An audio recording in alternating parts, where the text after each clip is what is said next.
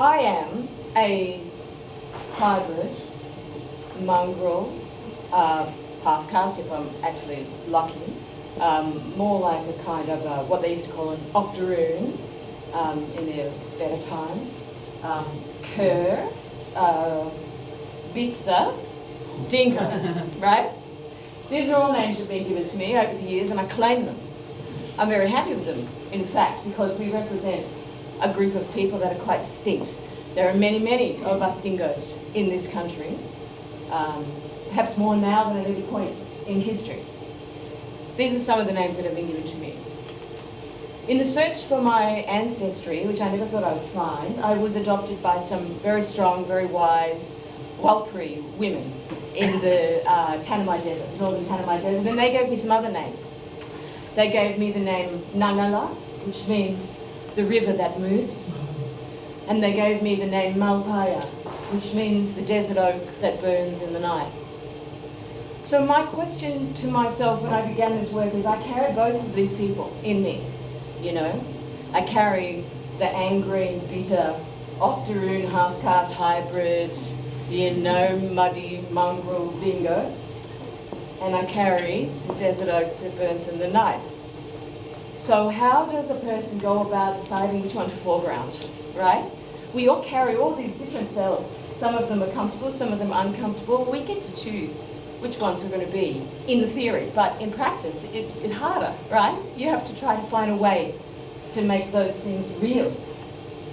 So the title of this book that I'm halfway through, or maybe even 3/4 of the way through writing, is The Dingo's Noctuary. The dingo's me at the moment. Maybe at the end of the book I'll be Malpaya, but at the beginning of the book I'm the dingo, right? And a noctuary is a record of things that pass by night, just like a diary is a record of things that pass by day. So at the beginning of the book, there are things passing by night, and maybe by the end, it'll be Malpaya's diary instead of the dingo's noctuary, but we've got to start somewhere. Right? So the first task for me was a kind of philosophical task. Like, in order to know how you can put something forward, you've got to know everything that's there. So I decided I would begin in this place, in the northern Tanami Desert, with that family that adopted me, that gave me this little sliver of hope, these new Aboriginal names, when I didn't know my real Aboriginal name, because I didn't know who my family was. In the end, I did discover that my family actually comes from this country, from Bangarang people. So I'm standing right now on the ancestral ground that when I began this book I did not know existed and I never had a hope of finding. So there are still some miracles in the world. So to begin the book I needed to create a world. I needed to create a map of a territory which is quite large. If anyone's been to the Central Desert, it's a really big place. So that when I spoke about it, I would know where it was. And as there were not maps of the Central Desert, I drew them with colour pencil. I bought the satellite images and I drew them. It took a really, really, really long time. Really long time. This one here, this is Lake Mackay. Alice Springs is like here somewhere. And between here, which is Nirapi, and Lake Mackay, there's nothing. Just nothing, not a road, not a person, not anything. Like even insects, they have a really hard time surviving there. And up here is the sacred women's place, Mina Mina. And that was where my journey for this book began, at Mina Mina. I went out there with a bunch of very wise, very strong, very old ladies. We were the third expedition to ever make it to Mina Mina. And from that became my starting point. So if you've ever been in the desert, you'll realise that only less than half of the desert is actually the desert. And the rest of the desert is the sky. Because the sky comes all the way down to the ground. It's like being in a snow dome. You know, you can turn in a complete circle and you can see the whole curvature of the earth and the stars coming all the way down. So I thought it's just as important for me to know that landscape as this landscape. And I loved that idea that there are these two worlds and they exist together, but you foreground one, right? So we might think of ourselves as being on the land, and then the night comes and we think of ourselves as being in the sky. So I drew these star maps. They're accurate star maps of the sky over a rabbit flat well on particular dates at winter solstice, then I did the summer solstice, autumn equinox, spring equinox, so that I knew And when I came to actually speak about that place, if I said I turn in a certain direction and I see a mountain, the mountain's actually there. Or if I said, you know, it's September and I look up and I can see the constellation Oculi and the star that belongs to the crow Altair, that it really would be in the sky at that point, so that nobody called me out as being a gigantic liar. So, then I began with the ladies to collect the plants that are important to women. Now the reason I did this was because when I arrived in community and I had no idea who I was, the old lady said to me, "You're a mud duckling. You know, you're a mud duckling. If a duckling plays in the mud, no one cares what colour it is. You know, what matters is where you get your strength from." And for 75,000 years on this land, where women got their strength from was their knowledge of plants. Because you do not fuck with a woman who knows where the food is and knows where the medicine is, right? That's right. You got those things, you are all over it. And what I also found out, which was very beautiful, was that the dingo itself was the reason women had this empowerment. Because women could go out on the country alone, and the dingoes would walk with them and protect them. The dingoes showed them where the plants were. The dingoes showed them where the water was. So the dingo became the woman's friend in finding empowerment. And I began to think of the dingo in me like that too, you know. This dingo in me, if I hadn't felt it, if I hadn't been so angry about losing my ancestry and feeling like they didn't know who I was, I wouldn't have gone to the desert. The dingo brought me to the desert, brought me to those women and set me on that path towards, you know, trying to find something a bit lighter in the world, you know. So I'm going to show you another picture, and I'm going to talk to you a little bit about how I made these, maybe toward the end. But I wanted to read you a couple of things to give you context. One of the things the old lady said to me is that women's power is very different to men's power. Men have all kinds of powers, and we know all about them, because we spent quite a lot of centuries celebrating them. Women's power is that we can stand strong at birth, when all the men are fainting, or they're putting both legs in one leg of the trouser and falling flat on their face because they don't know how to get you to the hospital or whatever. Women are strong, and we can stand strong at death. We can embalm the bodies, we can bury the dead, and we do not crumble in those times. And now I figured that I discovered all of this a bit too late to actually have much to say about birth. You know, my daughters were already large at that point, but I could start to tackle this idea of what it means to stand strong at death. You know, and in that way maybe find a little lighted path out. So I'm going to read you some of the text. I'm going to read you two texts. This one comes quite early on in the book for reasons that will become apparent. It's called On Finding Charlotte in the Anthropological Record. We meet on the surface of a photograph, as a fish and bird might meet in a lake at a point of sky and the water's plain. Charlotte, in a book called The Aborigines of Northern Victoria, sits jade black on earth, wind disarranging her hair, trees obscured by falls of campfire ash. Her nudity is covered by a blanket. I don't know if her breasts are hanging, if her thighs bear designs or marks. A needlework of scars crosses her chest, repeated dots like patterns on a goanna's back, like rain spat by goannas into dirt. Soon constellations will appear over branches on this night of 90 years ago, this never again night. And she asks me, "Where did you go, girl, with your made-up history, your ever whiter babies?" This is what remains, a record of relatedness, scars to hold the memory of someone precious after they've died. We begin by cutting skin, rub wounds with gum and ash, black ants to cauterize the flesh. And I remember them telling me, "Don't worry, this blackness fades with each generation." Charlotte is a map of a country stained by massacres, Skull Creek, Poison Well, Black Gin's Leap, a geography of skin and land, maps for the returning, for those who speak only a murderer's tongue, whose songlines are erased, who consulted departments of births, deaths and marriages, who stood beside rented Toyotas clutching photographs in 100 remote communities asking strangers, "Do you know my family? Can you tell me who I am?" This moment, an old light is crossing the boundaries of emulsion, and I say to her, "Charlotte, grandmother of my grandfather, I am Judith, And these are my scars. Wonderful. So there's quite a few strange pictures in the book because the Walpri, who were my adopted family up there, peculiar mob, they sort of have a lot of Min stories, a lot of UFO stories. It's very easy to dismiss these stories until you spend a little bit of time in the desert. And when you spend a little bit of time in the desert, you begin to think that quite a lot of things that people dismiss as being fairy stories are not fairy stories. There are things in the very remote desert that are very hard, very, very hard to explain. Because of the great distance, because of the difference of the light, because if you spend enough days alone in the desert, your brain does peculiar things, the heat does peculiar things.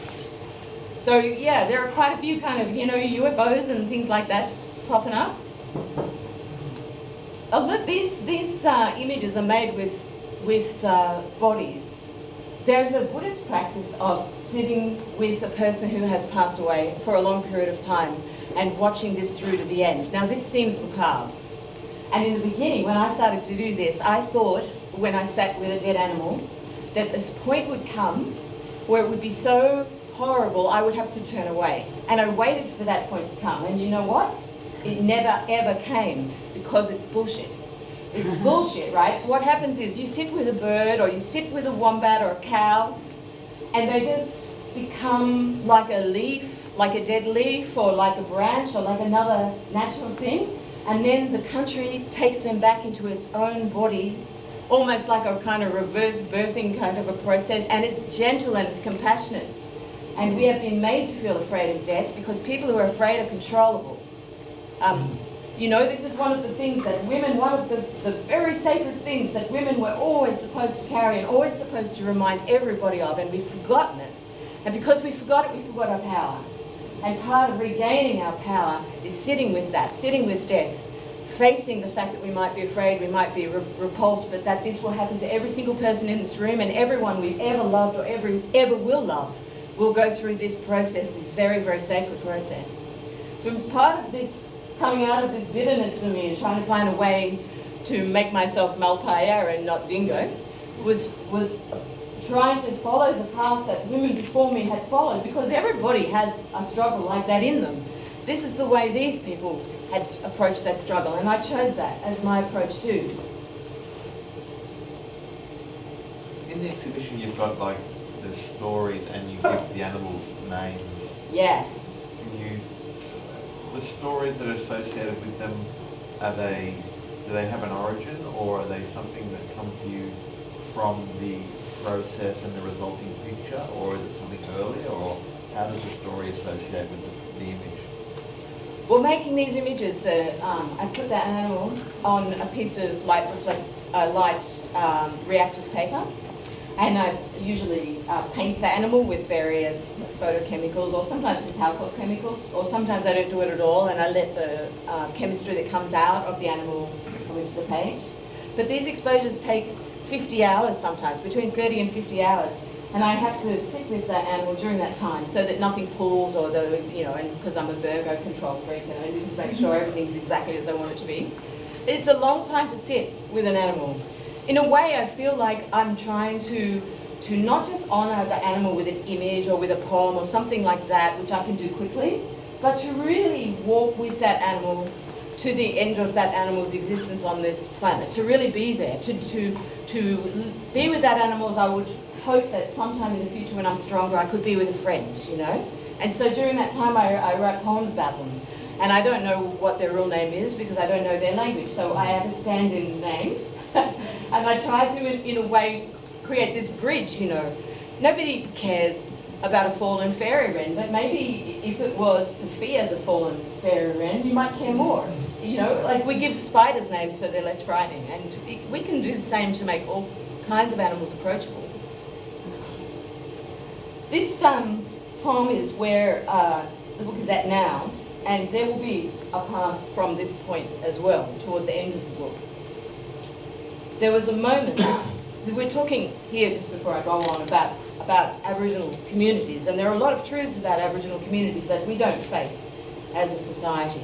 And sometimes you have to say these truths, but you have to say these truths only from the perspective that you have when you intersect with them, rather than coming in and writing a thesis about what life is like in an Indigenous community, but only to talk about where my journey will intersect with that journey. There was a moment after I knew he'd hanged himself when I mistakenly believed I was alive, really alive, not just quickened by loss or imagining his last electric seconds in the tree, choosing air and not the heavy journey home, kids in foster care, the money running out, all his night windows haunted by dangerous stars, serpents, kaput, Mars, the moon. And I'd meant to tell him something about friendship or love, but I forgot it all so quickly. Today, his ghost brings me to Wave Hill, Kalkarinji, where the killing snake sleeps in the cool of Waddy Creek, but I've not seen it, not in all these years. Maybe it's time to admit the connection is broken. We're alone on this earth now and monstrous. All our stories are narratives of extinction, the shattered madrigals of addiction and PTSD. This community is surrounded by massacre sites: Seal Yard, Rifle Waterhole, Blackfellas Knob, Gidya Creek, Dararagu, the Black Range, and the dead are always on the highway, flagging down Toyotas to ask for cigarettes, but by the time you found your packet, they've gone, transformed to curlews or swarms of bees. You don't know how many ghosts a stranger carries, you just know that no one's fully human anymore.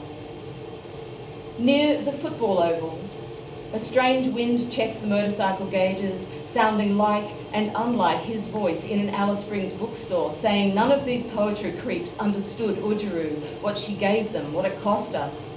And after that, he sold his camera, gave his children's toy boxes and clothes away. A clean break, he said. The signs were all there, but I missed them. Shooting star, he said. We call him brother. He make you heavy and bitter, but we can block him. We know the songs to stop him. But when it came right down to it, he never sang those songs. There was always something unseen in him, something hiding in the bone. I can see him plummeting from his belt, and the moonlight holds him. His arms lift, wingtips touching over his head, and here's Lyra in Vega, a killer, the night eagle, his strangled body decorated with pills and crushed beer cans. Let the insects come. After I knew he'd hanged himself, there was a moment when I mistakenly believed I was alive, really alive, not just pretending not to be dead. And I'd meant to tell him something about redemption and how country's heart is still beating under the freeways and the shopping malls of this fucked up colonial culture, but I forgot it all so quickly.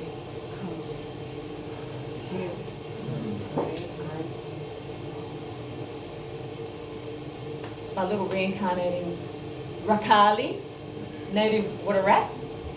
When these animals, I take these animals and sometimes I paint every feather or every hair that I want to come out on them. Sometimes it doesn't work. I have a 90% failure rate at least. I mean, I cheat like crazy. I mean, I put the animal on the paper and it begins to develop. And I elevate them all up on perspex so the sun can come underneath them. And they're in a big geodesic dome that I built so that it helps to focus the light. And the coolest thing that I discovered was that black and white fibre paper that you would just use in a darkroom, it's just black and white. The colour stuff this does not work with. If you take it outside, as the sun illuminates those silver halo crystals from all sides, they create a prism, and the prism creates colour. And you get this explosion of colour. Sometimes it's colour you never predict. Like I've got 1,000 hot pink ones I have to throw out because they're all hot pink. But if there's enough humidity, you get blues, and sometimes I can prejudice the colour by using the kind of chemistry you would use in lasers, mineral salts and these kinds of things. And then with the backgrounds, I take whatever comes out of the animal, I paint them on, and if I don't like what I get, then I get out Vegemite. I use a lot of Vegemite. And I paint on the Vegemite to get the extra things in there. Essentially, it's a combination of 4 different techniques. The first one everybody probably knows, most of you are old enough to know, and the rest of you are photographers, so you'll know. And that's what they used to call sun printing or lumen printing. You just get something, you stick it on some light sensitive paper and it all develops around it. That's the first technique. So you'll recognise the telltale signs of Lumen Printing in these. I love this one. So the second technique is a technique called Camigram, which is just a posh way of saying painting with chemicals instead of painting with paints. If I knew how to paint, I wouldn't have had to go do any of this hassle. I had to do all of that to make up for my lack of talent. So that's that. And then the third technique was popularised by Man Ray and other clever French people. And that is, you get a bit of glass and you put stuff on the glass, and then you can stick it on top of the light-sensitive paper and control, in a way, what comes down underneath. Most of the stars and things I make are like that. I get seeds and honey, and I glue them onto the thing with honey. And what I do, because I'm completely and utterly OCD, is I actually get printouts of the sky on the day that this animal died, and then I put them underneath the glass so that I make sure I've got the right stars and the right constellations. Judith! In the place, right? That's too much, it's too good. Go away, get out. This is not just about image creation, right? This is about the fact that animals, they die on their country. Yeah. And then they go back to their ancestors that are on their country. So I use the seeds from their country, the ochres from their country, the light from their country, so that this image is made by that animal and that country. And I am just a bystander, just a kind of a choreographer in a way, to help all of this. The important thing about this to know is that this is happening anyway. These birds are what we would call dead birds, and this is the mark they leave on a page, right? But not forever. After they've decomposed totally, they won't do that anymore. Then there'll be something else. So it says something about what happens to us. We die and we're not gone. There's something there for a while, People are embarrassed to say that among intellectuals, but I'm telling you it is absolutely true, and you can prove it with the chemistry. If you sit down and you look, you can prove that this is the case.